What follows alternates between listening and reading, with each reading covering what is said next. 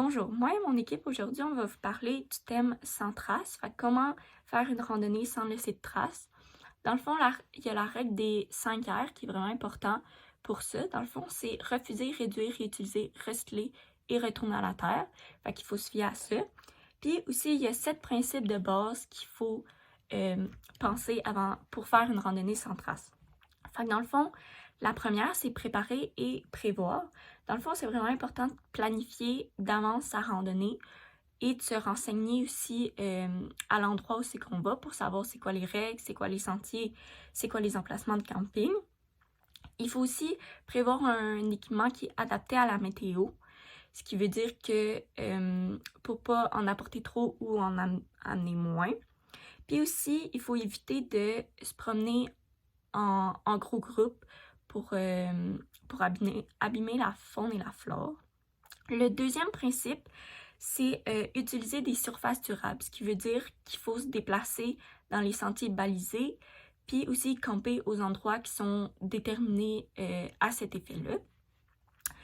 Le troisième principe, c'est la gestion des déchets, ce qui veut dire qu'il ne faut pas laisser de déchets ni de nourriture sur la place de camping ou la place de randonnée qu'on vient de faire.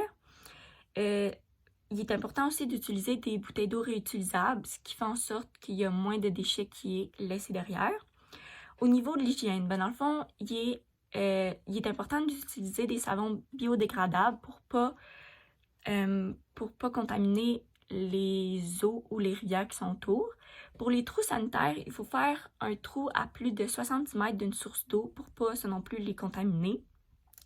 Puis en ce qui concerne le papier de toilette, dans le fond, le papier de toilette, on le remet dans un sac, puis on ramène ça avec les déchets pour le reste de notre randonnée. Fait qu'on laisse pas ça partout dans la forêt. Le quatrième principe, c'est laisser intact tout ce qu'on trouve. Ce qui veut dire qu'il faut pas toucher, mais il faut plutôt observer. Il faut pas cueillir ou ramasser des plantes. Il faut pas abîmer les arbres. Fait qu'il faut pas comme faire des graffitis dessus ou écrire des mots dessus ou des affaires comme ça. Puis il faut aussi laisser tous les objets naturels et artefacts en place.